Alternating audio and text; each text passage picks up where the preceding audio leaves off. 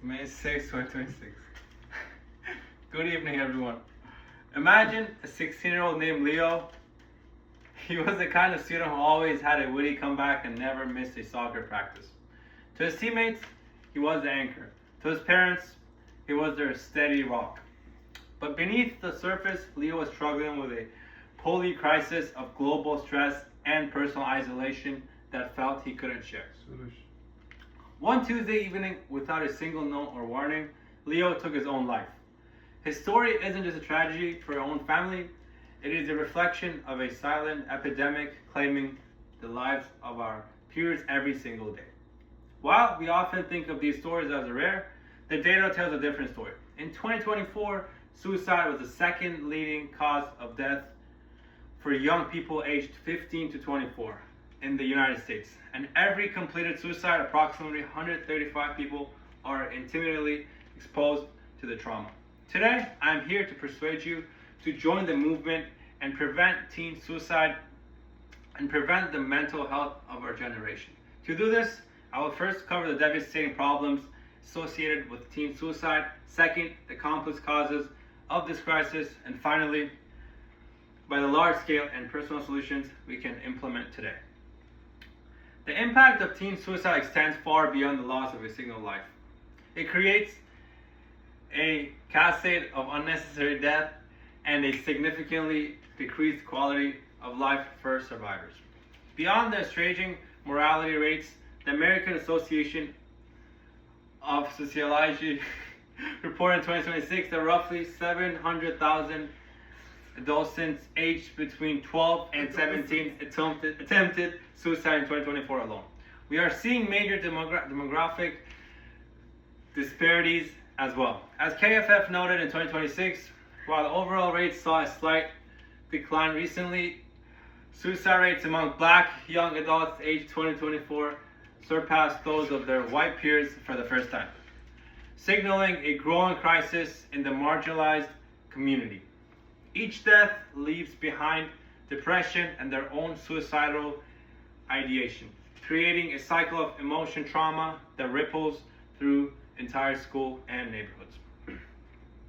Understanding the why is the only way to break the cycle, and the causes typically fall into two categories: flawed systems and the mindsets that allow these tragedies to occur. Untreated mood disorders such as depression and anxiety remain the most significant crisis factors according to the Child Mind Institution in 2026. However, research from Horowitz and colleagues in 2025 shows that chronic feelings of burdenness, the belief that one is a burden to family or friends, are actually a stronger prediction of suicide than temporary daily conflicts. This is often an extra band by access to lethal means firearms account for 57% of all suicides as far as 2024, and the impulsive nature of teen crisis makes the process of a gun in the home a critical barrier to safety. Furthermore, our digital environment can heighten feelings of isolation and the stigma associated with asking for help.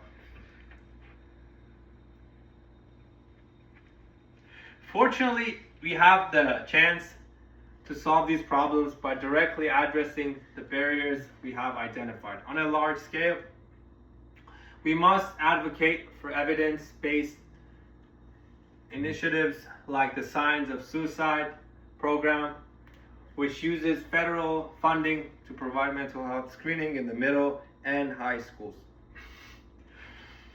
We also need to support red flag laws and safe store legislation to increase the distance between a person in crisis and lethal means. A strategy highlighted by the Montana Department of Public Health and Human Services in 2025. Personal level, there are steps of each you can take today. You can take a question, persuade, refer training to help you identify warning signs and connect friends to crisis resources. You can also use your social media platforms to share the 988 Suicide and Crisis Lifeline as encouraged by the JED Foundation 2026. Most importantly, check in initially. As Lifeline International suggested 2025, Moving beyond a simple "how are you" to ask your friend about their sense of belonging can directly combat the feeling of being a burden that lead to ideation. Today, I have persuaded you that teen suicide is a preventable tragedy that we all have a role in ending this crisis. I did this by first explaining the heartbreaking problems of rising rates in specific demographics. Second, causes such as interpersonal stress and access to lethal means. And finally, the solutions ranging from school-wide screening to individuals' QPR training. We cannot bring Leo back, but we can ensure that the next student who feels like a burden realizes they are actually a gift. By speeding up, checking in, and advocating for change, we can make sure that stories like Leo don't end in silence, but in support. Thank you, guys.